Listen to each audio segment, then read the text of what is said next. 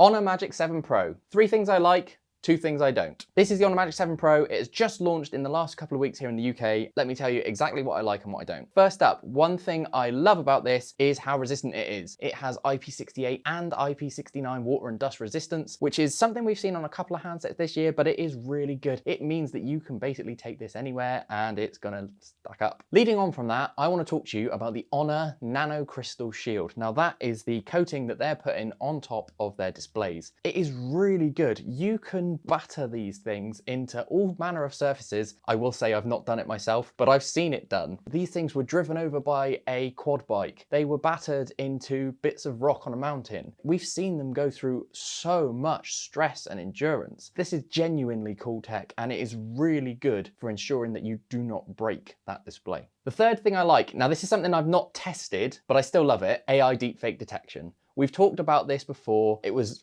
announced ahead of time at IFA in the summer. It's now here and on these devices, and as I say, I've not had a chance to use it yet, but the premise is fantastic, and it's a really great example of tech and AI being used for good. Top marks Honor. Okay, here's 2 things I don't like so much. First is kind of a biggie, AI Super Zoom. One of the flagship parts of the Honor camera this year is zoom in over 20x zoom. While you're connected to the Wi-Fi, AI will fill in the gaps. Sounds great, right? Yeah, apart from it doesn't do what I think anyone wants it to do. We tested this on a number of subjects, and while it certainly can increase contrast and sharpen up some of the corners, because it uses a generative AI, it's also really prone to add in things that just aren't there. I took a shot of some trees which had no leaves because it was January, and the resulting image was full of green and brown leaves. For me, that one's not a winner. And it's a shame because actually the rest of the camera system is absolutely top tier.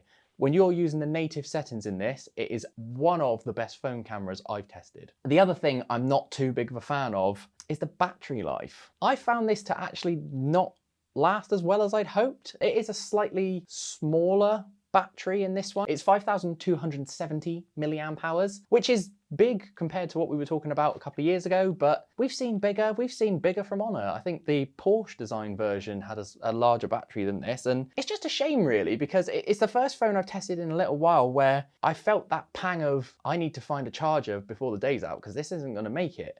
I thought we were beyond those days, so it's just a little bit of a shame there. Overall then, I think this is quite a good contender in the Android phone fight. Do I think it's a winner? Probably not, but it's definitely on its way to being a big time player.